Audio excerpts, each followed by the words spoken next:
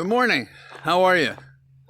Well, it's the first business day for the president-elect Biden, and he's not wasting any time.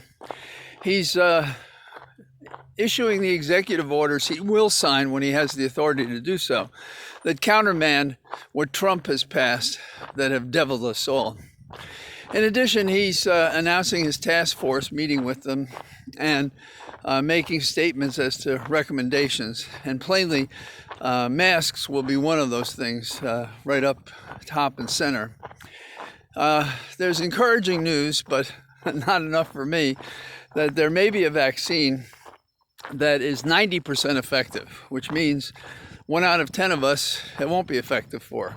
So I'm hoping that we'll do better than that, but it's an encouraging sign, putting aside how we collect enough shots for all the people that would need it when we finally do get the right vaccine. I think where we stand today is where we've stood with some Republicans before, although there's an encouraging split in which some Republicans are saying, let's get on with it, let's have the transition. Key officers in the Trump administration are holding up the transition, not authorizing it. Trump, I understand, is filing lawsuits. I think that as they turn out frivolous, then we'll see a slump in his efforts and a drop in his support. But the same people who supported him on impeachment, that is basically approved of his criminal conduct to get the Ukraine to basically slander and compromise Biden by his son as a candidate for the presidency, cost him an impeachment, and he wasn't convicted because of the same Republicans that are telling Trump to press on and to fight the election.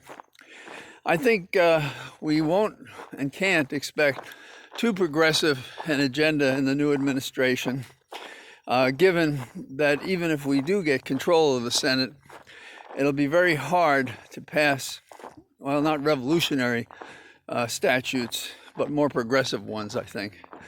There'll be some facility in agreement, I think, because Biden was a creature of the Senate. Biden was the one who worked the Hill very hard for Obama when they pushed the Affordable Care Act, known now as Obamacare. That leads us to what's going to happen tomorrow. Well, tomorrow in court, we have the Affordable Care Act argument, and it'll be interesting to see if Ms. Barrett has any questions, because I assume she'll participate in it. That will be interesting. If any of these cases get to the Supreme Court, it will be interesting to see what they do with it. Now, Roberts can't really have any love lost with Trump because he's been battered a little bit. And I think Roberts wants to leave behind an institution that is more recognized for being lawful, for being wise, for being reliable and not biased politically or otherwise.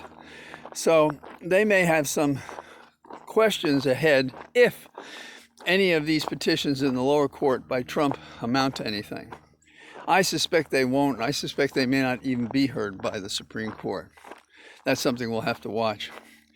In the meantime, I assume Biden is going to go full speed ahead, preparing for his presidency with or without the help of Trump.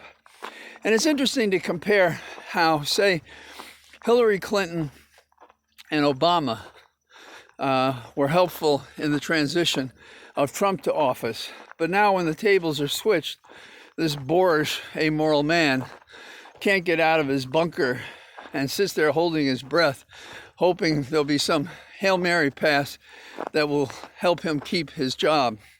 You may or may not know that Rudy Giuliani, when his term was up and he couldn't succeed himself, he sought to change the law so he could continue. So having Trump and Rudy Giuliani talk about the succession is probably a big mistake. Now, I guess it is encouraging, however, that Rudy was not allowed to succeed himself. And so we expect the same thing's going to happen here, but not because of term limitations, because Trump is wrong, doesn't have the merits on his side, factually or legally. And I would suspect that out of, what do we have? 144 million voters. It's amazing. And I'm sure it's possible somebody somewhere did something wrong, not necessarily fraudulent, just did it wrong.